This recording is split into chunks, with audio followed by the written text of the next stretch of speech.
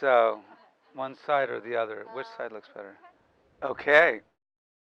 We'll have to start a little bit from the beginning, which is, are we rolling?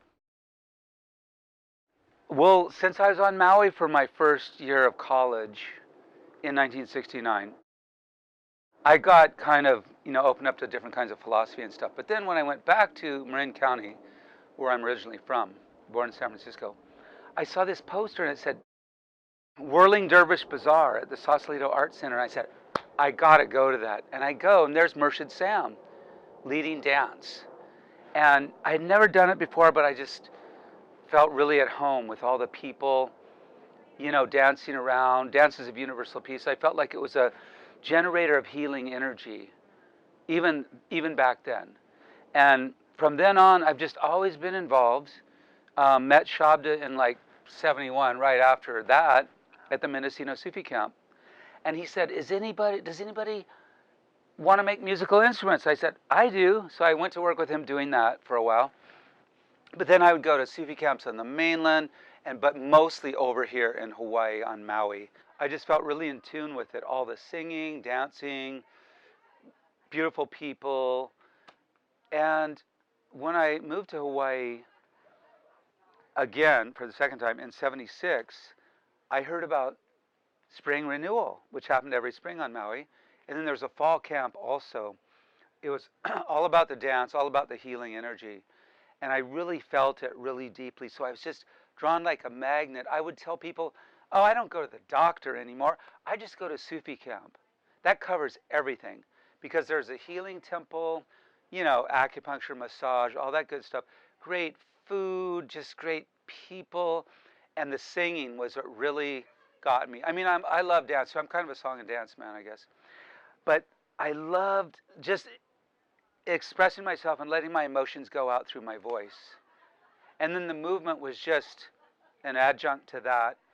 And ever since then, I've just loved it, loved it, loved it. And the people I meet,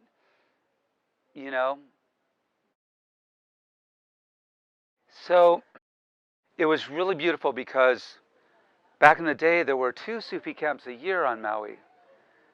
The fall one tended to be more meditative, more inward, just kind of look within, just a touch. But the spring one, whoa, that was really something else because we would have a big fire at Camp Kenai. There were no buildings down there at that point. So there'd be like a big fire and just people jamming around the fire basically all night long. Nobody told us to make it more quiet or anything. And there would be always a chai baba. And this one I remember distinctly was Jitendra. He had lived in the Himalayas for 16 years or something. He really knew how to make great chai from scratch. He'd make a big 5-gallon pot of it that was traditional, the black tea, the milk, and all the spices.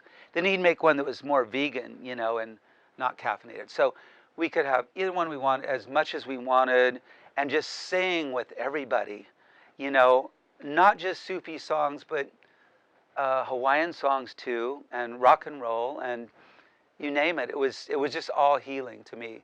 Because when the sound goes through you, as Muktananda said, it gets into places that no medicine can get into. It just permeates your whole being, your whole body.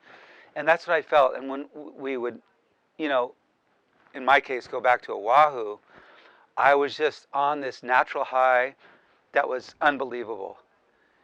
And everybody said, wow, you're so different when you come back from Sufi camp. And that's why, is because it was so healing. Dances of universal peace to me are a circle, like a generator of healing energy. We've had very charismatic teachers in the beginning. In fact, I'm forgetting, when I still lived on Maui before moving to Oahu, in 77, teachers would come here from San Francisco, and then we had our own beloved Yaksan Valdez, and he was very charismatic. Everybody just wanted to be with him. He would gather, 60 people a week for Sufi dancing on Oahu. And then so everybody came over here, and that's where I experienced Zikr for the first time, which we're going to do here. And that's exciting too, because it really brings in this true Mideastern flavor and just a tone to the practices that, again, goes right through you and just makes you feel so good. And to me, it's always been not religious, but definitely spiritual. So we might chant songs from all different parts of the world, really. Hebrew, American Indian, Christian sometimes, and ones that people just make up and they become part of the repertoire. Today, I really love the meditation because I love, love, love meditation, but I don't do it at home that much. I might sit for 5 minutes a day if I'm lucky, and the old adage is, if you don't have time for meditation, that's when you really need meditation. And the same goes for yoga, and that's another part of these gatherings is being able to do qigong, yoga, of course, meditation, all these different related practices. And to me, it's all one. That's where toward the one really comes in and makes a lot of sense. It's just toward the one, whatever you feel the one is. The oneness of everybody is the way I feel it is. Thank you so much for asking me to do this. Good to see you too. Aloha. Yeah.